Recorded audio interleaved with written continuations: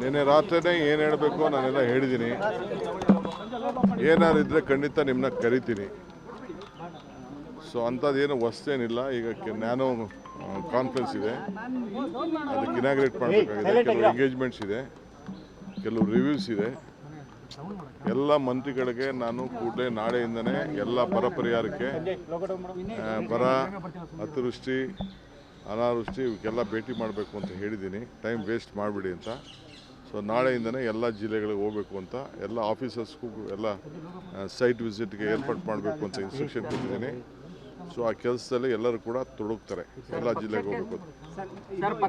ಸಾಮೂಹಿಕ ರಾಜೀನಾಮೆ ಕೊಡ್ಲಿಕ್ಕೆಲ್ಲ ಮುಂದಾಗಿದ್ದಾರೆ ಸರ್. ಯಾರು ನೋಡಿ, ರಾಜೀನಾಮೆ ಕೊಡೋರು ಇವೆಲ್ಲ ರಾಜಕೀಯದಲ್ಲಿ ನಡೀತಾ ಇರೋದೆ.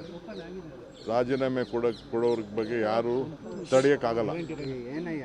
ಪಾರ್ಟಿ ಬೇಕು, ಅವ್ರಿಗೂ ಭವಿಷ್ಯ ಬೇಕು ಅಂತಂದರೆ ಪಕ್ಷ ಇದ್ದರೆ ಇದು.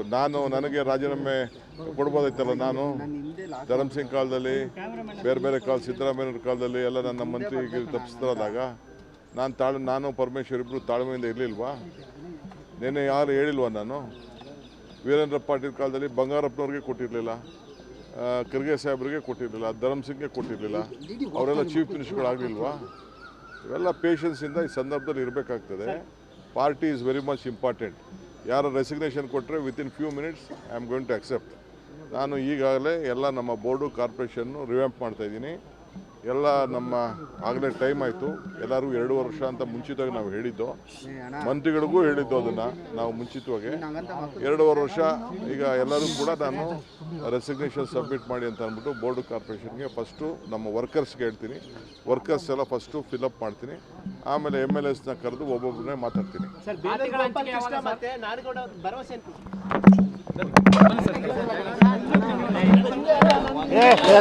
ನೀನು ಕರೆಕ್ಟ್ ಆಗಿದ್ದೀನಿ.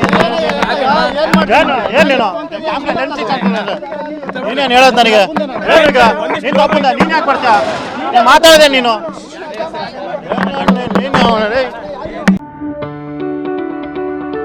ಯಾವುದೇ ಸುದ್ದಿಯ ಅಪ್ಡೇಟ್ ಅನ್ನ ಮಿಸ್ ಮಾಡ್ಕೊಳ್ಬಾರ್ದು ಅಂದ್ರೆ ಈಗ್ಲೇ ಒನ್ ಇಂಡಿಯಾವನ್ನ ಸಬ್ಸ್ಕ್ರೈಬ್ ಮಾಡಿ. ನಿಮಗೆ ಬೇಕಾದ ಭಾಷೆಯಲ್ಲಿ ಎಲ್ಲಾ ಸುದ್ದಿ ತಿಳಿಬೇಕು ಅಂದ್ರೆ ಒನ್ ಇಂಡಿಯಾ ಆಪ್ ಅನ್ನ ಡೌನ್ಲೋಡ್ ಮಾಡ್ಕೊಳ್ಳಿ.